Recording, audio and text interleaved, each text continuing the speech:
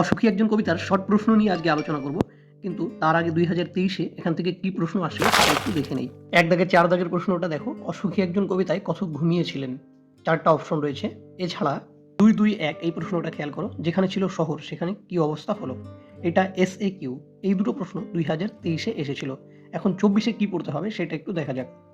প্রথমে তোমাদের এই কবিতার মূল গ্রন্থের নামটা একটু মনে রাখতে হবে, বিদেশি ফুলে রক্তের ছিটে। এখানে দেখো, একটা কুকুর চলে গেল, হেঁটে গেল গির্জার এক নাম। দেখো, চলে যাওয়া আর হেঁটে যাওয়া কাছাকাছি কথা, তাই এটা একটু মনে রাখতে হবে যে কে চলে গেল আর কে হেঁটে গেল। কুকুর চলে গেল আর গির্জার নাম হেঁটে গেল।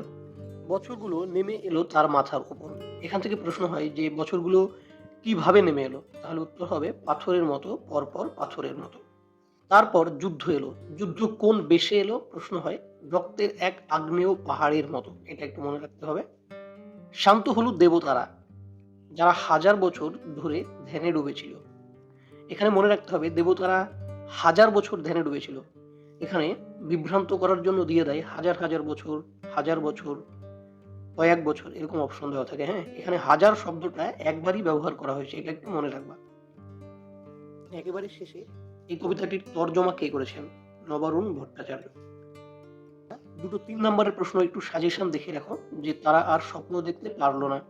এখান থেকে প্রশ্ন হবে তারা বলতে কাদের কথা বলা হয়েছে, তাহলে বলবা শান্ত হলুদ দেবতাদের কথা বলা হয়েছে। তারা কেন স্বপ্ন দেখতে পারলো না, তাহলে একটু বিস্তারিত লিখতে হবে 2 নম্বরে। এছাড়া আরেকটা প্রশ্ন, সব চূর্ণ হয়ে গেল, জ্বলে গেল আগুনে। কোন কবিতার অংশ আর কি কি চূর্ণ হয়ে গেছিল, এই সম্পর্কে প্রশ্ন আসবে।